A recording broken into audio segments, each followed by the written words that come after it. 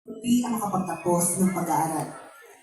Layunin kong matulungan ang mga magulang ko sa lahat ng kanilang sakripisyo na ginawa sa buhay ko. Ngunit, aaminin ko, napakamayaman ko dahil binibigay ng mga magulang ko ang mga gusto at kailangan ko. Wala na akong ibang hinihingi sa buhay kundi ang magkaroon ng isang malusog at masaganang pamilya. Pinagpala naman ako dahil mahal ako ng mga magulang ko na naging daan ng pagiging honor student ko. Alam ko na proud ang mga magulang ko sa akin at maging ako ay proud na din sa aking sarili. Kumain kami sa Jollibee nung time na yon. Hindi ko alam ba't sarap na sarap ako sa puntong yon. Yari na may palagi naman akong nakakakain ng ganito. Hindi ko alam ba't ako naiyak ng bigla, ngunit naputo lang iyak ko nang may biglang isang sasakyan ang dumagsa patungo sa pwesto namin. Akala ko mamamatay na ako ng puntong yon, ngunit bigla na lang ay may narinig ako na isang tambuli ng sasakyan. At nagising ako sa katotohanan. Katotohanang ayaw ko na sanang balikan. Panaginip lang ba ang lahat ng yon? Wala akong magagawa dahil hindi ako ipinagpala. Dahil ako ay isang batang ulilang walang mga magulang. Nakatila lamang ako sa kilid ng kalsada. Naghahanap ng tiyempo upang makapanghingi ng pagkain sa mga dumadaan. Aaminin ko, nahihiya ako manghingi na lang araw-araw ngunit wala akong magagawa. Wala na akong mga magulang.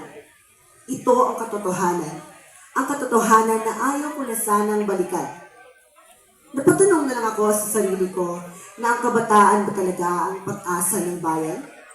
Dahil hindi lahat ng kabataan ay may oportunidad na makapag-aral. Yung iba ay nagtatrabaho na sa murang edad lamang, habang yung iba naman ay wala ng mga magulang na kaya silang buhayin. Kaya uulitin ko ang tanong ko, ang kabataan ba talaga ang pag-asa ng bayan? Sabi ng bayaning si Dr. Jose Rizal na ang mga kabataan ay ang pag-asa ng bayan. Ngunit, tayo nga ba? Ikaw nga ba? Kabataan pa nga ba? Bakit parang hindi na? Paano tayo magiging pag-asa kung tayo mismo ang sumisira? Nakikita mo ba ang mga kabataan na napariwara? Ang mga kaedad mo? Asa na sila? Ikaw? Nasaan ka na? Sa matuwid na daan ka pa rin ba? Halika at samahan mo akong maglakbay. Simulan natin sa unang kanto kung saan makikita mo ang mga kabataang lulong sa masasamang bisyo. Sa murang edad ay marunong ng manigarilyo at hawak-hawak ang bote ng alak. Ganyan ka ba? Ganyan ba ang pag-asa? Susundin natin sa pangalawang kalye na kung saan talamak ang anumang kasamaan sa lansangan. Ang pagnanakaw at ang pakikipag-away, ganyan ba ang kabataan? Ang pag-asa ng bayan? Liunin naman natin ang pangatlong kalye na kung saan makikita mo ang mga kabataang suot-suot ang kanilang mga uniforme, hawak-hawak naman ang mga bote na imbis na pumasok sa paaralan ay nakikita mong nakipagsiyahan. Ganyan ka ba? Ganyan ba ang pag-asa? Halika at ituloy natin sa susunod na parte. Kita mo ba yan? Hulaan mo ang edad niyan. 15? 16? O 17? Na imbis libro ang hawak, ngayon ay ang kanyang anak. Bakit tayo umabot sa puntong to? Nakulangan ba tayo sa turo? Halika at samahan mo kung pagmasdan sila. Kita mo ba si nanay? Matanda na siya, ngunit ikaw pa rin ang kanyang inaalala. Pagod na siya. Manhid ka ba?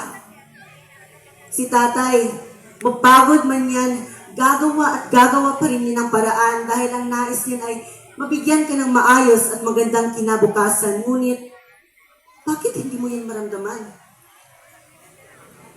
Kaya ikaw, tama na. Itigil mo na. Maraming nagmamahal sa iyo at maraming kabataan ang walang oportunidad na makapag-aral kagaya mo.